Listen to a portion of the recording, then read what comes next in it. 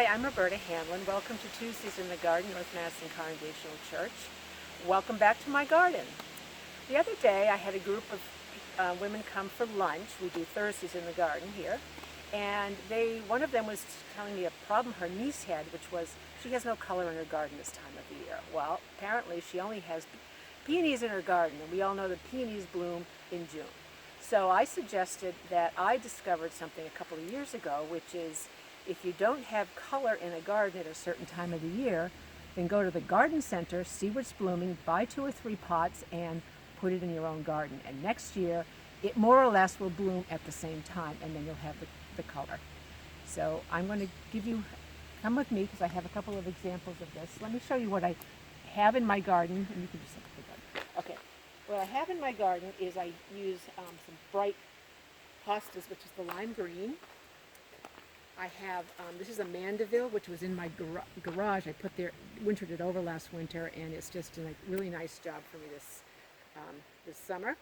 And it will bloom right until the frost. So on this side, let me go over to the garden where I have learned where I can describe the problem I had last year. So last year I had this area where I had no color whatsoever. It was just, it had this hosta, and that was about everything else had gone by.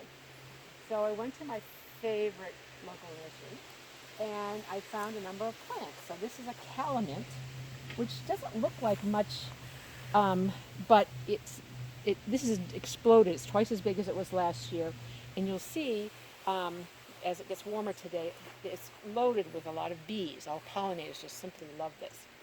So this is a Veronica, I believe is the name of that. So that's the little pink spikes in there, and that came back very nicely. Got a little leggy, but we were kind of staking it up. And that is I forgot what that one is, but that has actually kind of gone by. I've been deadheading it. You can see it's been adding a few little blue flowers along the way. This, I have always had butterfly bushes up until last year and didn't do too well. So I got a new one, and it's this lovely purple. And as long as you keep deadheading it, it will keep blooming. So usually by the end of September, I stop deadheading it because I want it to be able to be ready for next year, and you don't want to totally drain all the strength of the bush. Right in here is what we call it's got 2 different names, but it's what is it? Anemone? Anemone. So this will be, I think it's a pink anemone, and this is one of the short ones. I have some examples of tall ones in the backyard. This was daisies. The last of the daisies just gone by. Now this is a little daylily that I cleaned out, and now it's blooming a whole second round of it. So I have several of those that are blooming very nicely. This is the kind of the end of the white phlox, and this is a hydrangea. It's the everlasting hydrangea, and this is bridal veil, and it starts off, as you can see, that's what it looks like about 2 weeks into the white, very white, and then it turns kind of purpley, and then it ends up as this beautiful deep maroon color. So, and those you can also dry. So I happen to have a clothesline in my laundry room, which is also my furnace room. So I will snip these off, and then I will hang them up, close the door for an hour or so, and then overnight just let it continue to run and dry out, and within a day or two it will be dried out and I can do another batch of them.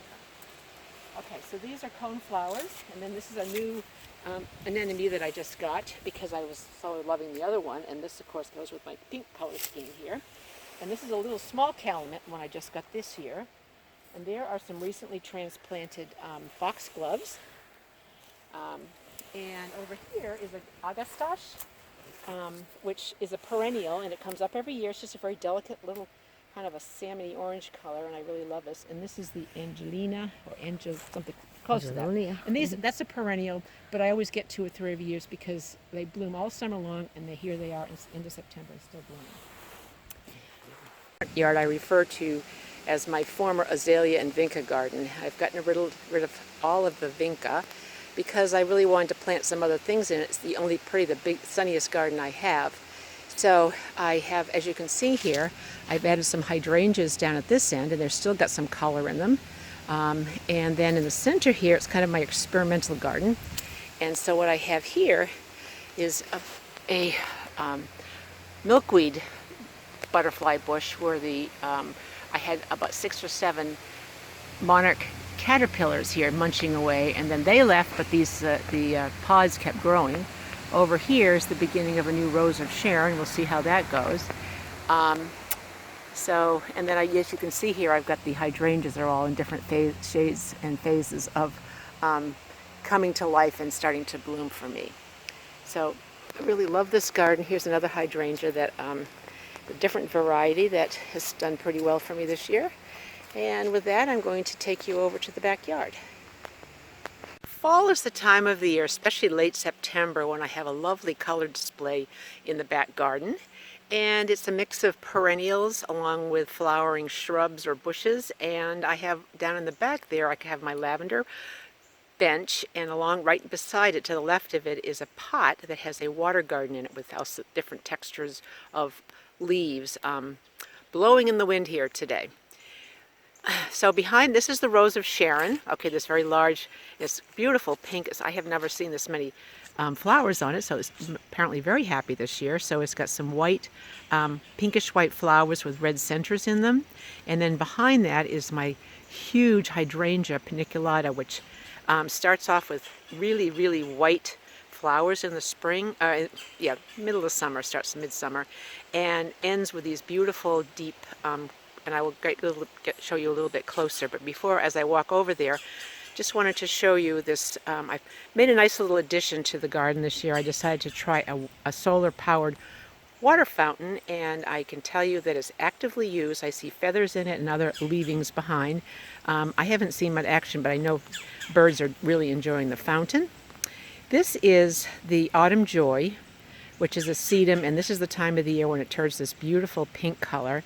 And a little bit later on, as the sun warms it up, I know there will be a whole bunch of bees on it. Okay, there's my noisy little woodpecker. Oh, look at this. A chickadee just arrived. And we still have some begonias and New Guinea impatiens that are providing color on the bicycle. Here comes that chickadee again. Doesn't like to have his picture taken.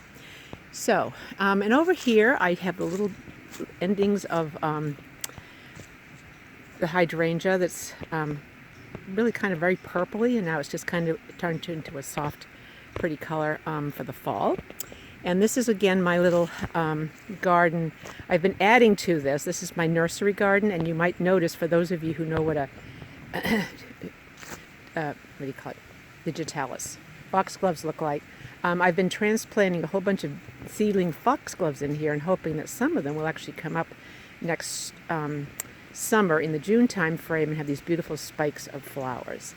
And then here is something else that I love to do to prevent color, to include color, and that is just have pots of plants that I can move around. Now this one is pretty stationary, and in fact this one was decimated in a lightning strike back on July 1st, and so I've replanted it, and it's just doing a great job. I promised you a close-up on these beautiful hydrangeas, so here we are, and they will dry up just simply beautifully. So taking you back up here, a little bit more color area. So here's another example of using pots as things change around my garden during the season. These have been here all season actually. These are both tuberous begonias as well as some New Guinea impatiens, and there's a little regular impatiens. So this is my seeding area. Okay, this is kind of gone by. This is, you can see the very end of one of my lavender phloxes. So those will be coming back next summer. Did a fabulous job, and here are the astilbes that have gone by. And I decided I need a little pop of color, so I had this on my patio, and I just put this over in here just to kind of give a little bit of a picture here. And then on this end, we've got the Rudbeckia that apparently some of the birds are very happy to snip away at and eat the seeds and break them and bend all the branches. And I think there's some bunnies at the bottom that are been nibbling away. And again, I love these begonias because they just keep blooming until the first frost. And here is an example where I've got 2 more pots that I've placed in the garden where something has kind of gone by. These anemones are I just love these. And I had one anemone, and now they've grown some babies, so I'm just really thrilled with this as well. Here's a lime green hosta that I just bring some lovely color, and a coral bell that is actually blooming in the fall, which I don't have very many of those. Here's another pot that I've put in. This New Guinea impatient has done a great job, and those are fan flowers down at the bottom. And here is the fish pond that is now the home of up to 11 frogs at any given time. Today it's kind of a light attendance because I just sort of refilled the pond a little bit. This garden used to be filled with liriopy that just went wild and got out of control, so I've cut it down and I've got just a few calm hostas in here. And there's where I keep my, if you can see it there, yes, you can see it. There's my hummingbird feeder right up there. So this is kind of what captures and keeps me grounded in the backyard or the back terrace area. Well, I hope you've enjoyed the tour of my garden. I've really enjoyed having you. And, if you have any questions, give me a call. I'd be happy to help you out and go to the garden center with you and maybe pick out some flowers that will do best in your garden. Thanks for joining us. Bye.